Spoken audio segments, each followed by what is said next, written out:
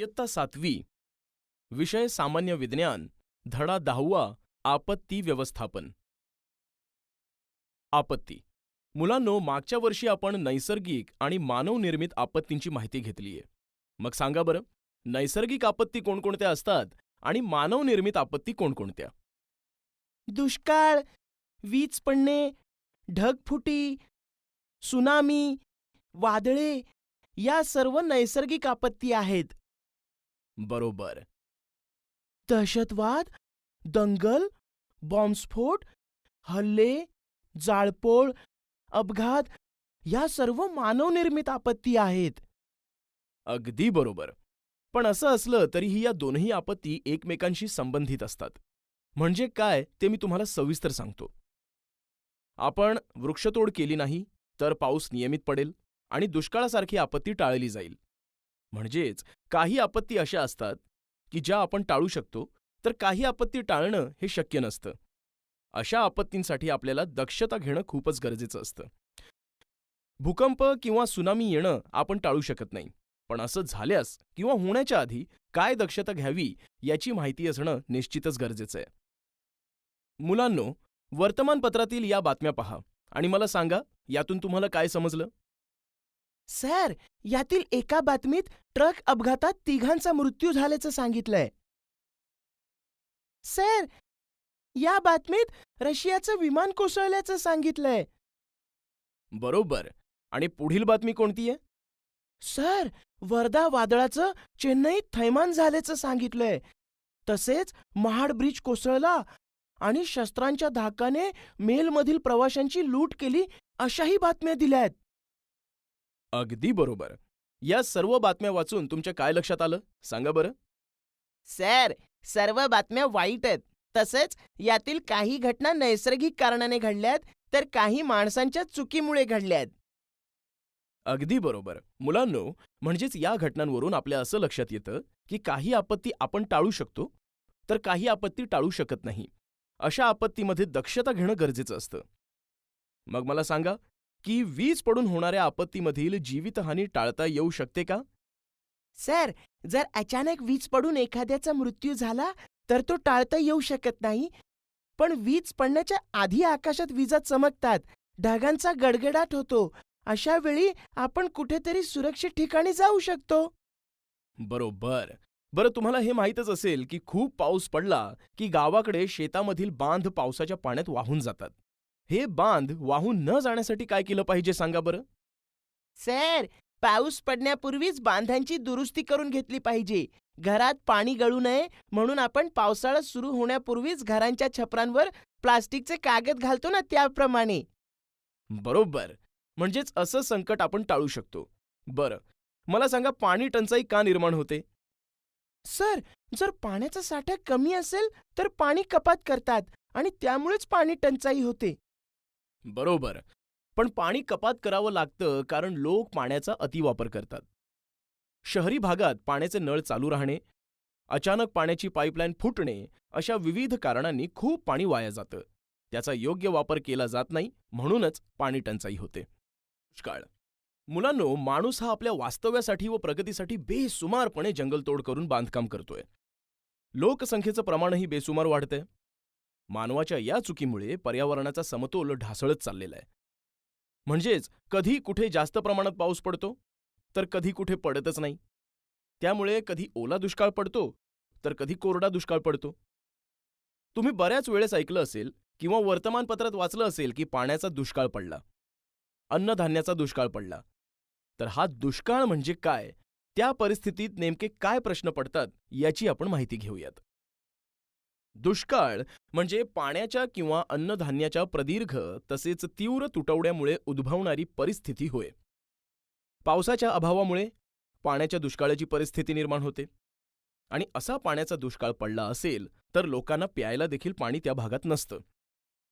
अशावेळी त्या लोकांना टँकरने पाणी पुरवण्याची व्यवस्था केली जाते. ज्या भागात पाणी आहे त्या भागातील पाणी या लोकांसाठी टँकरने वाहून आणलं जातं. तसंच ज्यावेळी अन्नधान्याचा दुष्काळ पडतो त्यावेळी देखील अन्नधान्य दुष्काळग्रस्तांना पोचवण्याची व्यवस्था केली जाते. दुष्काळामुळे बऱ्याचदा पाण्याअभावी झाडे सुकून जातात. जनावरे किंवा माणसे ही मृत्यूच्या जाळ्यात सापडतात. दुष्काळामुळे पडणाऱ्या परिणामानुसार दुष्काळाचे सर्वसाधारणपणे सौम्य दुष्काळ आणि तीव्र दुष्काळ असं वर्गीकरण केलं जातं.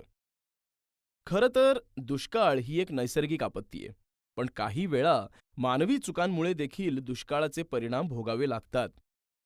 दुष्काळामुळे जीवितहानी मोठ्या प्रमाणावर होते, कारण दुष्काळाच्या काळात लोकांना अन्नधान्यच मिळत नाही. त्यामुळे उपासमारीने हाल होऊन त्या भागात लोकांच्या मृत्यूची संख्या वाढते. जगात विविध प्रदेशात तीव्र दुष्काळ पडून त्यात प्राणहानी झाल्याच्या नोंदी आहेत. जगात आतापर्यंत जे भीषण दुष्काळ पडले त्यात भारत आणि चीनमधील दुष्काळ प्रमुख आहेत. आशिया हा जगातील प्रमुख दुष्काळग्रस्त खंड आहे. मुलांनो, विचार करा की जर वर्षभर शेतात काहीच पिकलं नाही तर आपलं काय होईल? बाप रे सर, वर्षभर शेतात काहीच पिकलं नाही तर आपण खाणार काय? जगणार कसं? लोकांना खायला अन्न मिळालं नाही तर उपासमारीने मृत्यू घडतील. अगदी बरोबर. म्हणूनच असं होऊ नये यासाठी आपण दुष्काळाची सविस्तर माहिती पुढे पाहू. दुष्काळाची कारणे. मुलांनो, प्रत्येक गोष्ट घडण्यामागे काहीतरी कारण असतं, तेव्हाच ती घडते. आपण फक्त म्हणतो की दुष्काळ पडला, पण कधी विचार केला आहे का की हा दुष्काळ कशामुळे किंवा कोणत्या कारणांमुळे पडतो? दुष्काळाची कारणे मानवनिर्मित आणि नैसर्गिक अशी दोनही प्रकारची आहेत. प्रथम आपण मानवनिर्मित कारणे पाहू. पहिलं कारण म्हणजे आपली वाढती लोकसंख्या, जी झपाट्याने वाढतेय. वाढत्या लोकसंख्येप्रमाणे आपल्या गरजाही वाढत चालल्यात. त्यामुळे आपल्या गरजांसाठी आपण वृक्षतोड आणि जंगलतोड करतो. त्यामुळे जमिनीची धूप होऊन पाऊसही कमी पडू लागतो आणि अवेळीही पडू लागतो. त्यामुळे पाण्याचा तुटवडा निर्माण होतो. शिवाय मानव अशा परिस्थितीतही पाण्याचा काटकसरीने वापर न करता अमर्याद वापर करतोय. त्यामुळे दुष्काळाची समस्या निर्माण होते. तसेच कमी क्षेत्रात जास्त अन्न पिकवण्यासाठी आपण रासायनिक खतांचा वापर पिकांसाठी करू लागलो. त्यामुळे आपली शेतजमीन नापीक तर होतेच, पण रासायनिक खते वापरलेली अन्नधान्य आपण खाऊन आपले आजारही वाढतात. पिकांवर पडणारी कीड, रोग, टोळधाड, उंदीर, घुशी इत्यादी प्राण्यांकडून पिकांचा नाश होतो. त्यामुळेही अन्नधान्याचं नुकसान होऊन दुष्काळ पडण्याची शक्यता असते. पाण्याचा गैरवापर केल्यामुळे पाण्याच्या दुष्काळाला सामान्य जनतेला सामोरं जावं लागतं. तसेच देशांच्या आपापसातील वादांमुळे अंतर्गत अशांतता सर्वत्र पसरते. शेतीकडे दुर्लक्ष होतं. युद्ध हे देखील दुष्काळाचं मानवी कारण आहे. दुष्काळासाठी निसर्ग देखील कारणीभूत आहे. बऱ्याचदा अतिवृष्टीमुळे काही भागात नद्यांना पूर येतो. मग सांगा बरं, पुरात काय काय नुकसान होतं? पूर ही नैसर्गिक आपत्ती आहे. पूर आला की पुरात लोकांची शेतातील पिकं, घरं, पाळीव जनावरं वाहून जातात. त्यांच्या पिकांचं नुकसान होऊन अन्नधान्याचा दुष्काळ पडतो. तसंच तापमानातील बदल, वादळे, थंड हवा, धुके असे पर्यावरणातील बदल ही देखील दुष्काळाची कारणे आहेत. वादळांमुळे तर मोठ्या प्रमाणात जीवित व वित्तहानी होते. एखाद्या प्रदेशात दीर्घकाळ सातत्याने सरासरीपेक्षा खूप कमी किंवा अजिबात पाऊस न पडणे म्हणजेच अवर्षण होय. हे अवर्षण म्हणजे दुष्काळाचं प्रमुख कारण आहे. मुलांनो, या सर्व कारणांवरून आपल्याला असं दिसून येतं की दुष्काळासाठी जसा निसर्ग जबाबदार तितकाच मानवही जबाबदार आहे. म्हणून आपल्याला ही सर्व कारणे समजून दुष्काळग्रस्त परिस्थिती उद्भवणार नाही यासाठी प्रयत्न केले पाहिजेत. इतिहासात डोकावताना दुष्काळ पडणं ही काही आजची घटना नाहीये, तर ती इतिहास काळातही घडत होती. शिवाजी महाराज व छत्रपती शाहू महाराजांच्या काळातही दुष्काळ पडत होता. त्या दुष्काळावर मात करण्यासाठी त्यांनी अनेक योजना राबवल्या होत्या. त्या काळातही पिण्याच्या पाण्याचे, अन्नाचे तसेच जनावरांच्या चाऱ्याचे प्रश्न होते.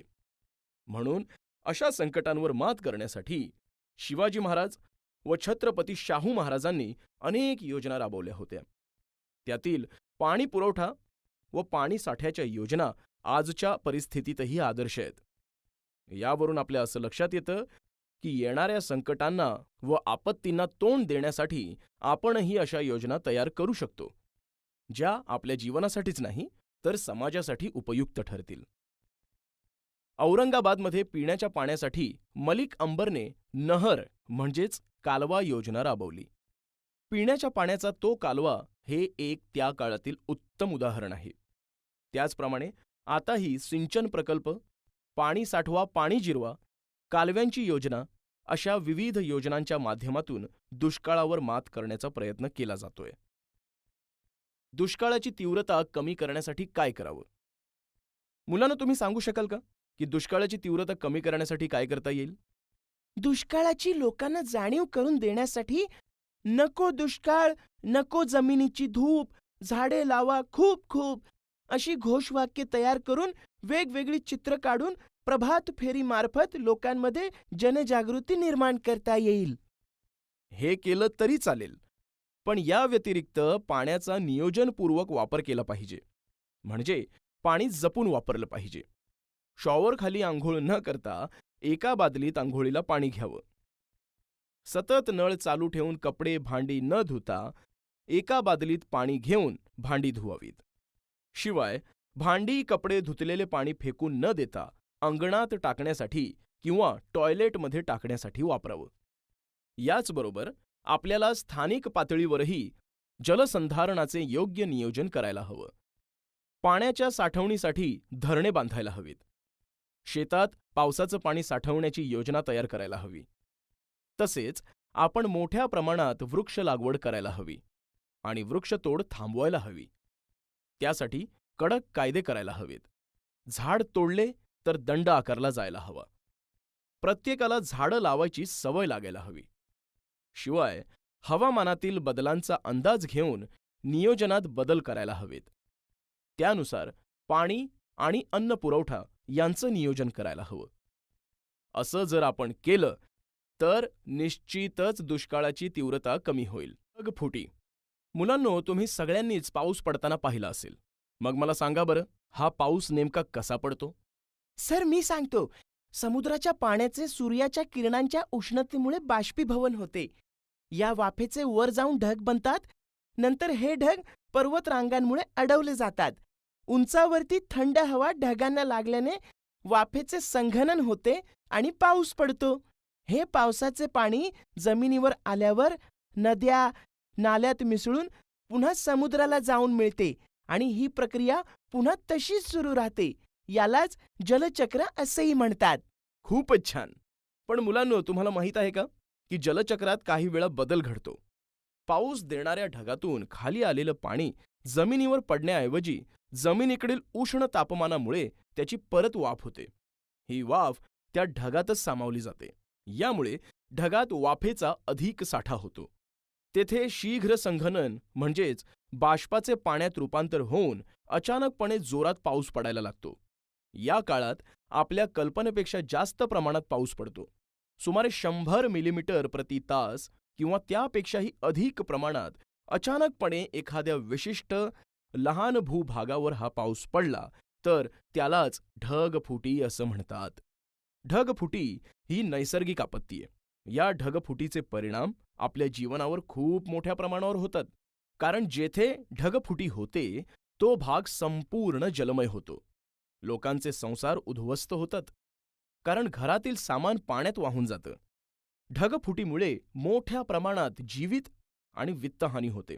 म्हणून जर एखाद्या ठिकाणी ढगफुटी होणार असेल तर काही गोष्टींची काळजी घेणं गरजेचं असतं.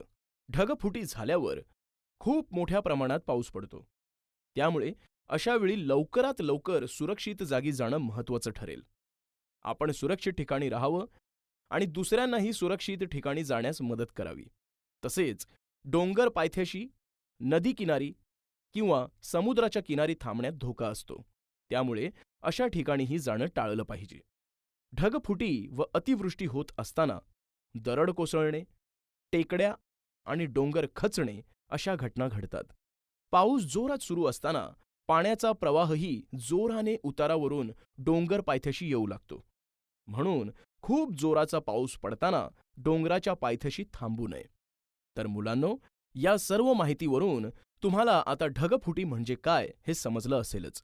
6 ऑगस्ट 2010 रोजी अशी ढगफुटी लडाखमध्ये झाली होती. तसेच 26 जुलै 2005 रोजीही मुंबईमध्ये मोठी ढगफुटी झाली होती. त्यावेळी खूप जोराचा पाऊस पडत होता. त्या दिवशी 8 ते 10 तासांमध्ये सुमारे 37 इंच इतका पाऊस पडला होता आणि संपूर्ण मुंबई जलमय झाली होती. घराचा संपूर्ण तळमजला पाण्यात बुडाल्याचे तुम्ही मोठ्या माणसांकडून ऐकले असेल. जवळ असणाऱ्या प्रदेशात पावसाळ्यात खूप पाऊस पडला तर काय होईल? नदीला पूर येईल. बरोबर. आणि आपण वर्तमानपत्रात किंवा टीव्हीवर महापुराविषयीच्या घटना बऱ्याचदा वाचतो, पाहतो. तर याच महापुराची आपण आता अधिक माहिती घेणार आहोत. महापूर ही संपूर्ण जगात वारंवार उद्भवणारी नैसर्गिक आपत्ती आहे. एखाद्या परिसरात अतिवृष्टी होते तेव्हा नदीच्या पात्रातील पाणी वाढतं, कारण आसपासच्या परिसरातील पाणी ओढे ओहोळांनी येऊन नदीलाच मिळत असते. हे पाणी नदीच्या पात्राबाहेर येऊन आजूबाजूच्या परिसरात पसरतं. यालाच महापूर असं म्हणतात. महापुरामुळे काय काय नुकसान होतं बरं?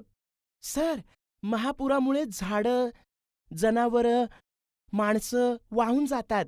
घरांची हानी होते. कच्ची घरं कोसळतात. बरोबर. इतकंच नाही तर महापुरामुळे पिकांचं अमाप नुकसान होतं. पिकं वाहून जातात, त्यांच्यावर रोग पडतो. तसेच जमिनीची धूप मोठ्या प्रमाणात होते. नदीच्या पात्रातील घाण पाण्यामुळे आपल्याला वेगवेगळ्या रोगांची लागण होते. पूर ओसरल्यानंतरही आजार, रोगराई यांमुळे लोकांचं आरोग्य खालावतं. म्हणूनच महापुरामुळे मोठ्या प्रमाणात जीवित व वित्तहानी होते. वीज पुरवठा खंडित होतो. दळणवळण थांबतं. याकरिता महापुरापासून स्वतःचं संरक्षण करण्यासाठी काही उपाययोजना करणं गरजेचं आहे. मुलांनो, तुम्हाला धरण म्हणजे काय माहितीये का? सर, नदीचं पाणी समुद्राला मिळून वाया जाऊ नये यासाठी नदीच्या प्रवाहात भिंत घालून पाणी अडवतात. त्याला धरण म्हणतात. बरोबर. तर उपाययोजना म्हणून डोंगराळ प्रदेशात अशी लहान धरणं बांधायला हवीत. म्हणजे लहान धरणांमुळे पाणी अडवलं जातं आणि नदीचं पात्र फुगत नाही. तसेच पाझर तलावांची निर्मिती करायला हवी. पाझर तलाव म्हणजे मोठ्या प्रमाणात जमीन खोदून केलेलं तलाव. तेथे पावसाचं पाणी साठवलं जातं. तसेच आपल्या आसपास असणाऱ्या नद्यांची पात्रं कृत्रिमरित्या सरळ करायला हवीत. नद्या एकमेकांना जोडायला हव्यात. आणि महत्त्वाचं म्हणजे जंगलतोड थांबवून नवीन झाडांची लागवड करायला हवी. बरं का मुलांनो, महापुराच्या संकटापासून वाचण्यासाठी भारत सरकारने राष्ट्रीय पूर आयोगाची स्थापना 1976 साली केली आहे. ज्यावेळी पूर येतो तेव्हा पूर नियंत्रणासाठी विशेष प्रयत्न या आयोगामार्फत केले जातात. यात राष्ट्रीय स्तरापासून ते गाव पातळीपर्यंत पूर नियंत्रणासंदर्भात आराखडा तयार केलेला असतो. या आराखड्यामुळे मोठ्या प्रमाणावर होणारी जीवित आणि वित्तहानी टाळता येते. शिवाय अशी पूर परिस्थिती निर्माण झाल्यास त्या भागातील लोकांना आपलं सरकार आर्थिक मदत देखील करतं. अशी काही पुराची उदाहरणं तुम्हाला माहिती आहेत का? नाही माहीत? बरं, मीच सांगतो. जुलै 2017 मध्ये जोरदार कोसळणाऱ्या पावसाने नाशिकला अक्षरशः झोडपून काढलं होतं आणि त्यामुळे गोदावरी नदीला पूर आला होता. याचवेळी दारणा आणि भाम नद्यांनीही धोक्याची पातळी ओलांडल्याने नाशिककर हवालदिल झाले होते. मी कधी आकाशात चमकणारी वीज बघितलीये का? हो सर, स्वतः कधी प्रत्यक्षात वीज पडताना बघितलेली नाहीये, पण टीव्हीत वीज पडताना दाखवली होती ती पाहिलीये. सुरुवातीला पाऊस सुरू होतो. नंतर पाऊस सुरू असताना अचानक एखादी लख्ख प्रकाशाची रेषा आकाशात चमकते आणि खूप जोराने आवाजही होतो. तर मुलांनो पहा, या विजा कशा निर्माण होतात. तुम्हाला माहीतच आहे की आपल्या आकाशात ढगांसोबत हवा देखील असते.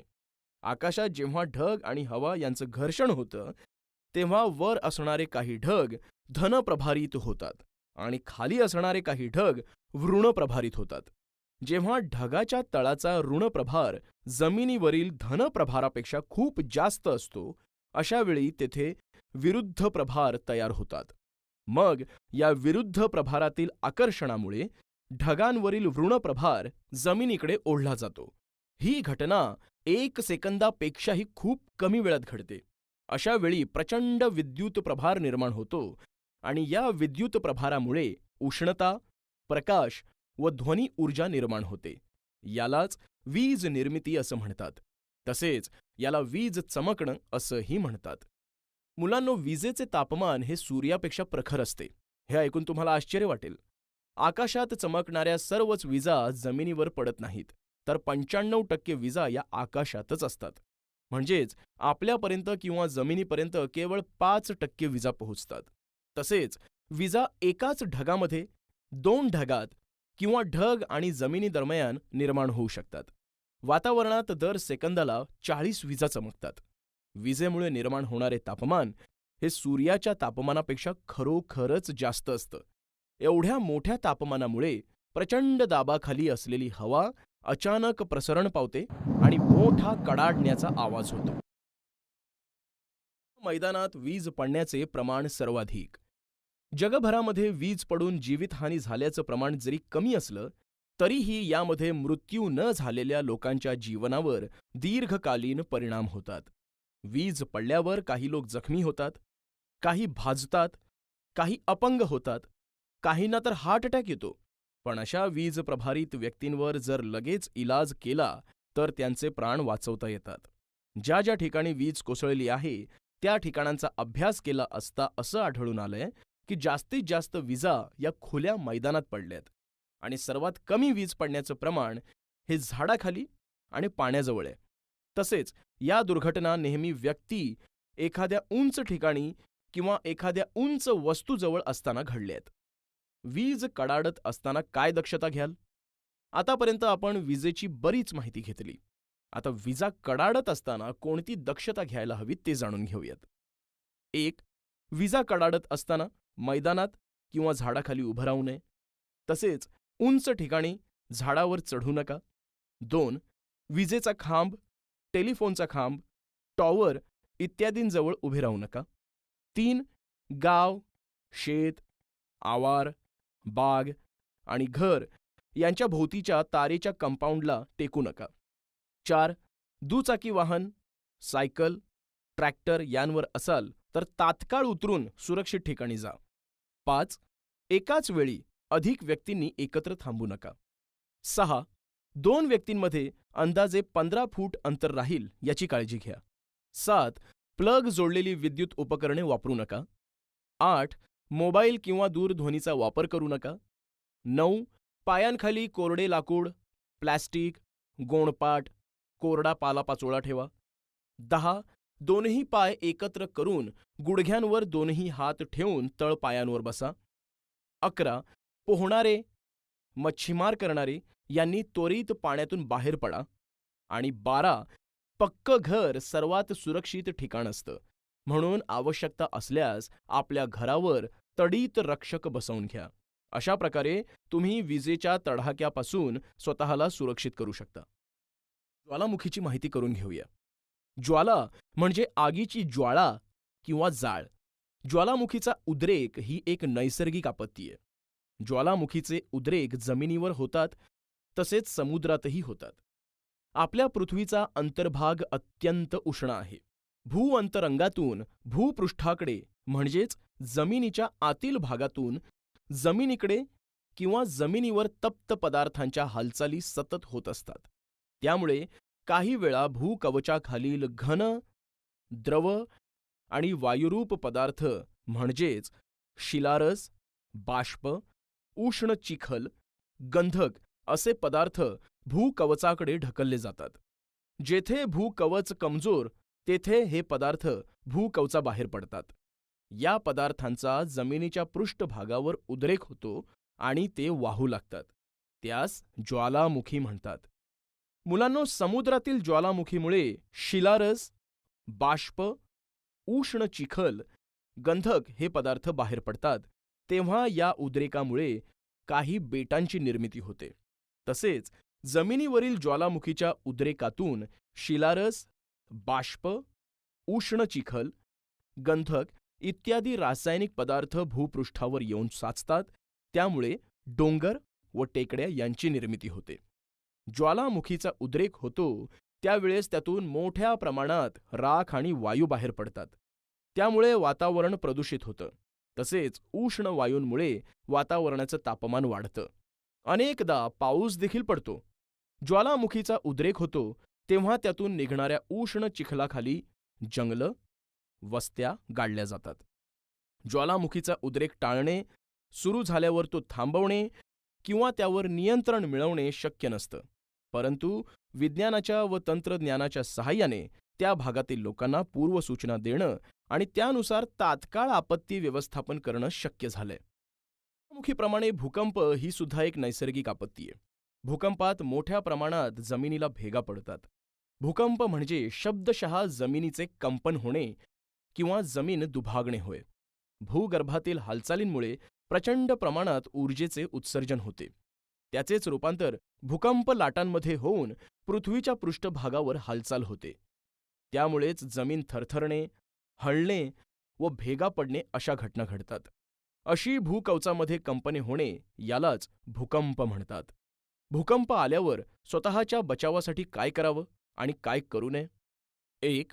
भूकंप जाणवू लागताच मोकळ्या मैदानावर जावं. 2.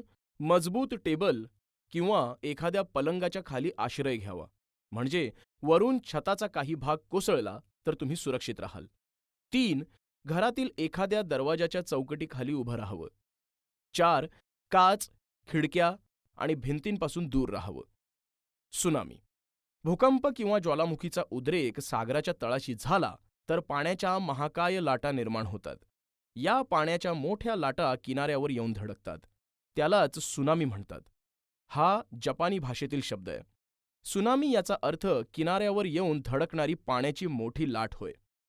जेव्हा महासागराच्या तळाशी भूकंप होतो तेव्हा बाहेर पडणारी ऊर्जा पाण्याला वरच्या दिशेने ढकलते. त्यामुळे महासागरात विशिष्ट प्रकारच्या लाटा तयार होतात. या लाटा खूप वेगाने दूरवर पसरू लागतात. तेव्हा या लाटांचा वेग ताशी 800 ते 900 किलोमीटर इतका असतो. जसजशा या लाटा किनारी भागाकडे पोहोचतात तसा त्यांचा वेग कमी झालेला असतो, पण त्यांची उंची त्यावेळेस खूपच म्हणजे सुमारे 100 फुटांपर्यंत वाढलेली असते. सुनामीचे विघातक परिणाम. 1. सुनामीमध्ये इमारती, बांधकामे उद्ध्वस्त होतात. 2. जीवित व वित्तहानी मोठ्या प्रमाणावर होते. 3. किनाऱ्याजवळील होड्या व जहाजे यांची हानी होते. 4. झाडे मुळांपासून उन्मळून पडतात. 5. मोठ्या प्रमाणावर भूस्खलन होतं. 6. किनाऱ्यावरील मूळच्या जमिनीत बदल होऊन दलदलीचे प्रदेश तयार होतात. 7. वाहतुकीस अडथळे निर्माण होतात. 8. समुद्राशी संबंधित व्यवसायांवर विपरीत परिणाम होऊन जनजीवन विस्कळीत होतं. आणि 9. बंदरांचे मोठ्या प्रमाणावर नुकसान होते. सागर तळाशी होणाऱ्या भूकंपामुळे सुनामी लाट निर्माण झाल्यावर तात्काळ तिचा अंदाज घेऊन किनारपट्टी लगतच्या प्रदेशातील लोकांना धोक्याची सूचना देणे आवश्यक असते. यासाठी कृत्रिम भूस्थिर उपग्रहाची मदत होते. हवेत निर्माण होणारे कमी अधिक दाबाचे पट्टे आणि त्यामुळे हवामानात होणाऱ्या बदलांमुळे वेगाने वारे वाहू लागतात आणि वादळे निर्माण होतात. जेव्हा मोठी वादळे येतात तेव्हा प्रचंड प्रमाणात जीवित व मालमत्ता हानी होते. तसेच वीज पुरवठा बंद केला जातो. त्या भागातील दळणवळण यंत्रणा बंद होते. उपाययोजना.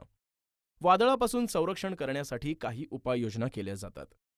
1. आपल्या घराभोवतालची उंच वाढणारी झाडे छाटा, कारण ती घरावर पडून नुकसान होऊ शकतं. 2. घराबाहेर असाल तर कोठे आहात ते तुमच्या जवळच्या नातेवाईकांना आणि मित्रांना सांगा. तसेच एखाद्या सुरक्षित ठिकाणी आश्रय घ्या. 3. घरातील electric switch, gas regulator switch बंद करा. 4. तुमच्या नातेवाईकांना, मित्रांना फोन करून संकटापासून सावध करा. आणि 5. घरापासून दूर असणाऱ्या म्हणजेच रस्त्यावर फिरणाऱ्या लोकांना तात्पुरता घरात आश्रय द्या. मुलांनो, वादळाच्या परिस्थितीत अशा प्रकारच्या उपाययोजना केल्यास तुम्ही स्वतःचे तसेच इतरांचेही संरक्षण करू शकाल. संयुक्त राष्ट्र संघटनेने एक स्थायी स्वरूपाची आंतरराष्ट्रीय संस्था UNDP 1965 साली स्थापन केली आहे. जगभरातील 177 देश या संघटनेचे सदस्य आहेत. या संघटनेचे कार्य म्हणजे आपत्ती काळात साधनसामग्री, आर्थिक मदत व स्वयंसेवक आपत्तीच्या ठिकाणी पाठवणे यांच्यासोबतच मोठी वैद्यकीय पथके आणि तज्ज्ञांचे गटही पाठवले जातात. 13 ऑक्टोबर हा आंतरराष्ट्रीय नैसर्गिक आपत्ती प्रतिबंध दिन आहे. या दिनाच्या निमित्ताने आपत्ती आल्यास त्या निवारण्यासाठी जागरूकता निर्माण केली जाते.